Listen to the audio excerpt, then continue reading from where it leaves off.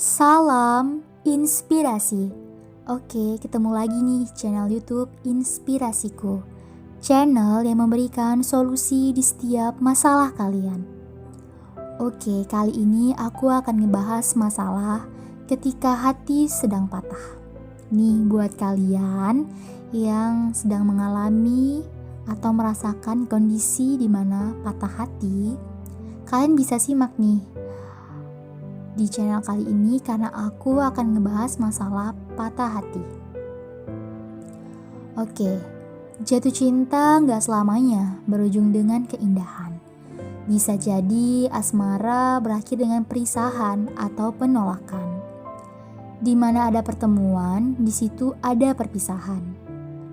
Mungkin kita siap untuk jatuh cinta lagi. Namun, apakah kita siap pula untuk berpisah lagi?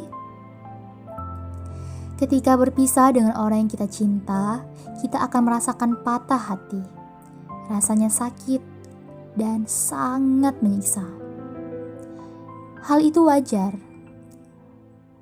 Gak heran banyak orang yang susah untuk move on, stres, depresi, hingga bahkan dapat berbuat hal aneh, seperti menyakiti diri mereka sendiri atau orang lain.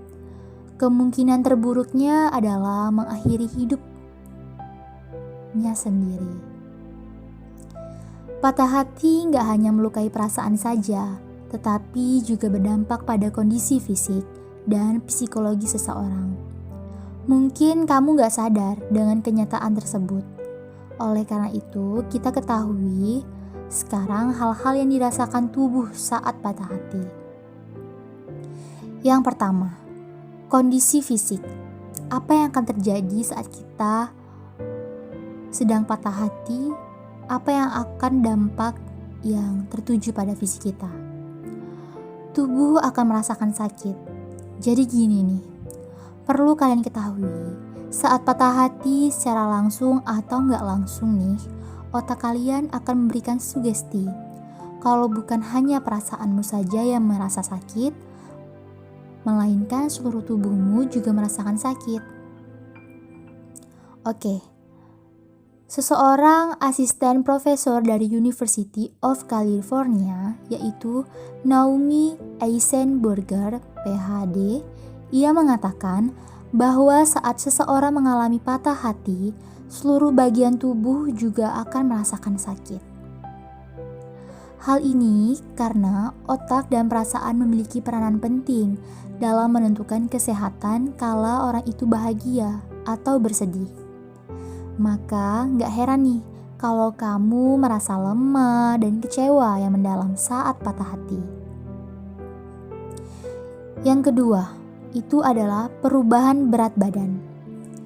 Saat patah hati, ada dua cara yang dilakukan seseorang untuk melampiaskan perasaan tersebut, seperti makan banyak atau nggak makan sama sekali.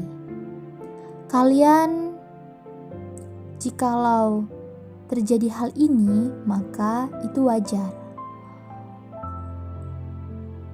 Kalau misalkan dia memilih untuk melakukan banyak makanan saat patah hati, ia akan mengalami kenaikan berat badan dan menjadi gemuk. Sebaliknya, ada juga seseorang yang kehilangan mood untuk makan karena patah hati, sehingga ia memilih untuk tidak makan sama sekali. Pilihan ini gak hanya membuat berat badannya berkurang, tetapi juga akan mengalami masalah kesehatan pada pencernaan. Oke, itu tadi adalah kondisi fisik. Nah, sekarang aku akan ngejelasin masalah kondisi psikologis yang biasanya dialami ketika kalian sedang mengalami patah hati. Oke, di kondisi psikologis ini aku akan ngejelasin. Yang pertama, berkurangnya semangat. Patah hati bukanlah keadaan yang menyenangkan, tentu saja. Kamu akan merasakan sedih, murung, dan gak semangat untuk melakukan apapun itu.